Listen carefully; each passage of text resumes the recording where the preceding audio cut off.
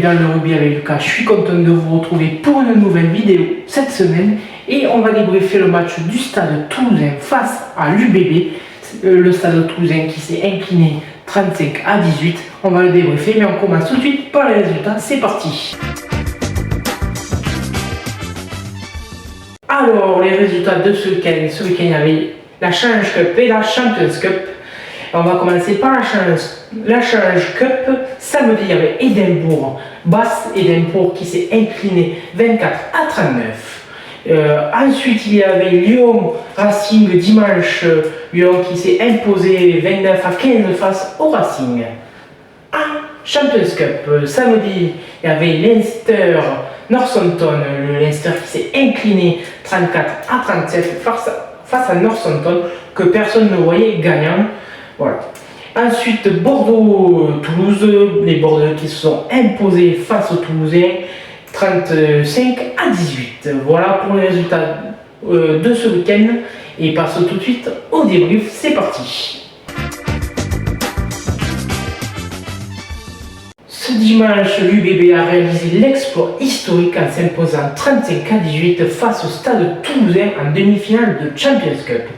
Porté par un Louis Bielbarré étincelant, auteur de 2 essais, et un Mathieu Jalibert impérial à l'ouverture, les Bordelais ont dominé l'équipe toulousaine amoindrie par les absences de cadres tels qu'Antoine Dupont ou Pierre Tomovaca. Cette victoire propulse Bordeaux en demi-finale européenne pour la première fois de son histoire. L'UBB qui jouera contre Northampton le 24 mai prochain à Cardiff. Alors, un début de match intense pour les Bordelais.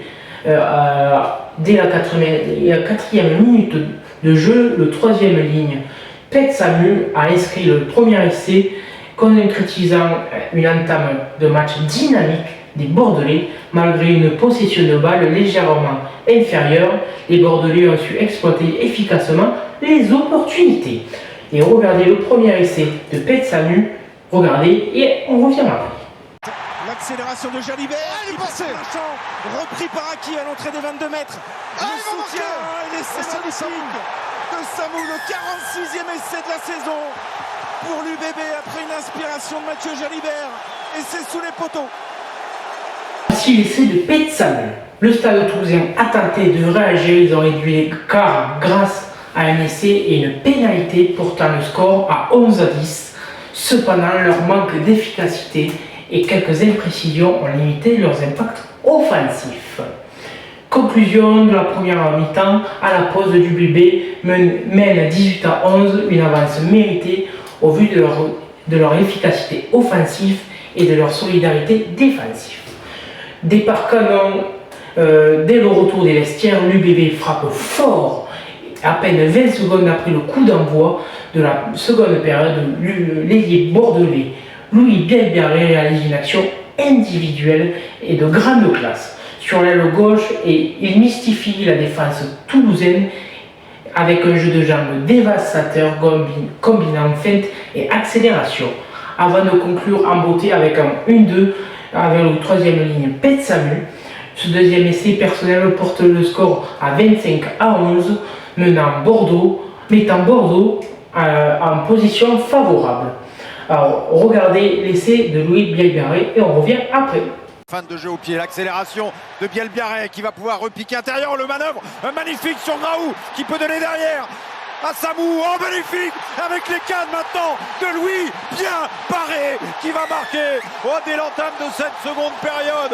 Incroyable avec un petit coup de passe-passe de Jalibert et derrière les cannes des avants et les 3 quarts parce qu'il y avait du monde quand même pour aider Bielbarré. On n'arrête pas le TGV de l'UBB, Louis Bielbarré, et ça fait 23-11. Voici le bel essai de Louis Bielbarré. Alors Toulouse tente de réagir et ne baisse pas les bras, profitant d'un carton rouge infligé au jeune Marco Gazzotti pour une faute dans les 22 mètres bordelais. Les Toulousains réduisent l'écart grâce à un essai de Pierre-Louis Baristi, bien servi après une série de mêlées consécutives. Le score est alors de 25-18, relançant l'intérêt du match. Regardez le bel essai de Pierre-Louis Barassi et on revient après. Zanetti est stable, un peu plus stable. et il a calé cette mêlée. Graou démarre avec Barassi, crochet intérieur Et de Pierre-Louis Barassi. C'était le Toulousain le plus tranchant en première mi-temps. Il est récompensé avec cet essai sous les poteaux qui relance cette demi-finale.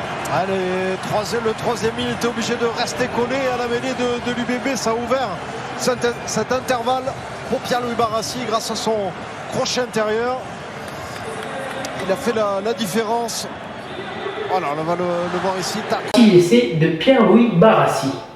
Alors l'UBB dans les 10 dernières minutes scelle sa victoire avec deux essais supplémentaires, un de Pierre Bouchaton et le deuxième de Benjamin Fouina. Le score final de 35-18 reflète la supériorité bordelaise en seconde période. Alors l'UBB a su exploiter les faiblesses toulousaines dans les rucks, ainsi que la charnière Lucu Jalibert a dirigé le jeu avec maîtrise, alternant entre jeu au pied précis et une attaque tranchante. La défense bordelaise, bien en place, a contenu les assauts toulousains, limitant leur franchissement malgré une occupation territoriale favorable aux Rouges et Noirs. Ce succès propulse l'UBB en finale de la Champions Cup pour la première fois de son histoire face à Northampton. La finale qui se jouera le 24 mai prochain à Cardiff.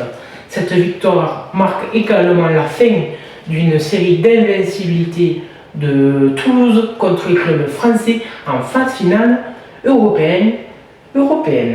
Voilà pour le débrief de ce match. Passons tout de suite aux infos rugby. Les infos rugby. Alors chaque semaine je vous propose un tour d'horizon des actualités rugby qui font beaucoup parler, que ce soit des transferts, des blessures. Voilà, je vous fais un tour d'horizon de la planète rugby. Voilà, alors on va commencer avec une blessure, c'est celle de Damien Penon qui est sorti face au Stade Toulousain dimanche. Voilà, touché à une cheville, il va passer plus d'examens dans la semaine pour savoir combien de temps il est indisponible. Est-ce qu'il pourra participer à la finale avec l'UBB? On n'en sait pas encore, on en saura plus mercredi ou jeudi. Concernant les transferts, ça concerne le Racing 92.